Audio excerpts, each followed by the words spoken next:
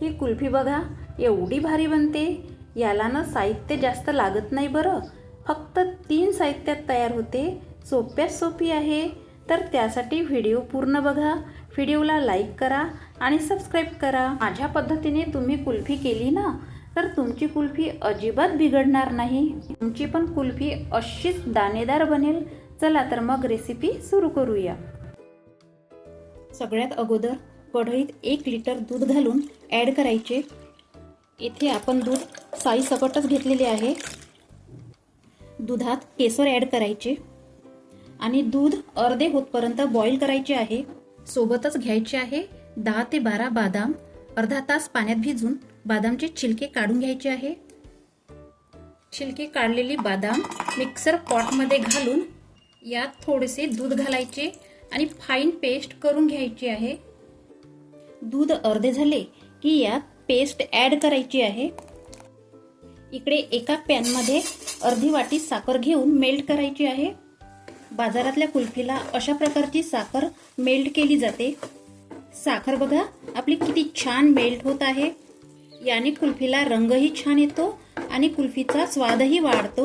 आता ही मेल्ट झालेली साखर या दुधात घालूया आणि 5 मिनिट दूध कुक करायचे.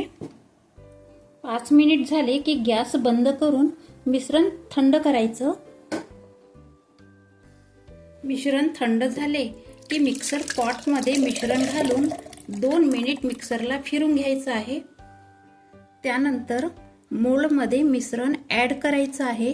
तुमच्याकडे असे मोल्ड नसेल तर ग्लासमध्ये किंवा कटोरीमध्ये कुल्फी सेट करू शकता. वरून झाकण किंवा ॲल्युमिनियम फॉईल लावून घ्यायचं आहे आणि 9 ते 10 घंटे फ्रीजरमध्ये सेट करायला ठेवायचं. तोपर्यंत राधे राधे. तर बघा 9 ते 10 तासात फ्रीजरमध्ये कुल्फी छान सेट झाली आहे.